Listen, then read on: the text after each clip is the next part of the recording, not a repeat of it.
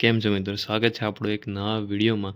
તો આજે રોજ કરતાં એક નવી પ્રવૃત્તિ કરવા જઈ રહ્યા છીએ. આપણે વાંચવા જઈ રહ્યા છીએ ઇકિગાઈ નામની ફેમસ જાપાનીઝ ટેકનિક ઉપર રહસ્યમય એક બુક. તો આનો મૂળ હેતુ છે લાંબુ અને સુખી જીવન. તો ચલો એ સ્ટાર્ટ કરીએ. તો આ બુકમાં સ્ટાર્ટિંગમાં જ પહેલું એક કોટ આવે છે, એટલે કહેવત આવે છે કે સતત પ્રવૃત્તિશીલ રહેવાથી જ તમને સતાય થવાની ઈચ્છા થશે.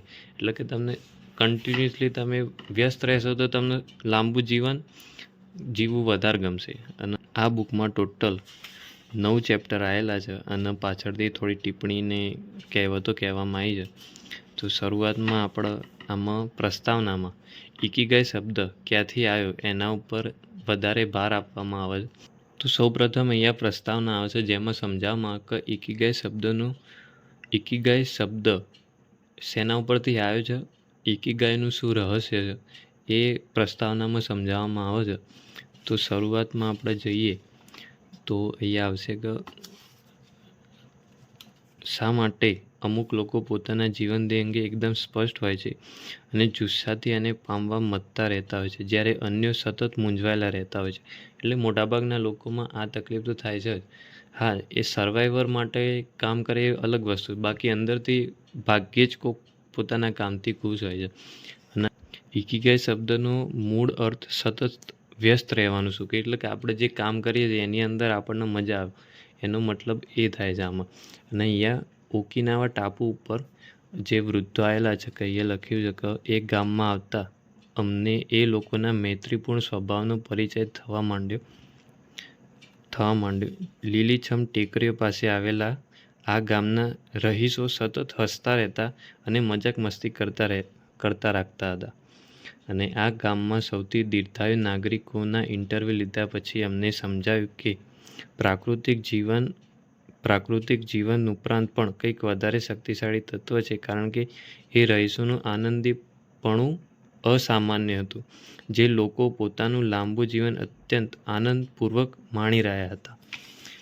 અને અહીંયા એવું કહેવામાં આવે છે કે ફરીવાર એ રહસ્યમય શબ્દ ઇકિગાઈ અમારા કાને પડ્યો, પરંતુ એ શબ્દ ખરેખર છે શું? તમને શું લાગે છે?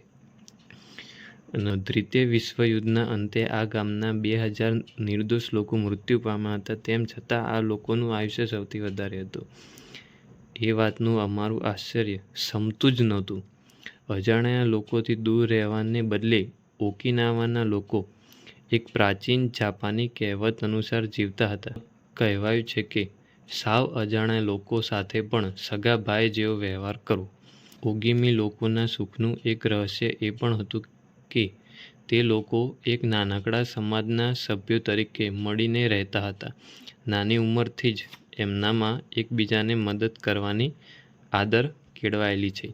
અને અહીંયા અંડરલાઇન કરેલું છે આપણે, ત્યાં એવું લખ્યું છે કે સતાવી લોકોને એક વસ્તુ પ્રેરિત રાખતી હતી, દિવસ અને દરેક જન્મદિવસ ઉજવતા હતા.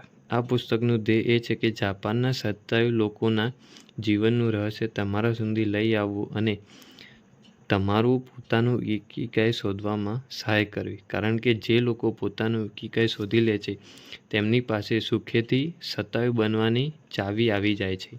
અહીંયા આપણે સ્ટોપ કરીએ છીએ અને હવે આ સિરીઝ ચાલતી રહેવાની છે. ટોટલ 9 ચેપ્ટર છે આપણી પાસે.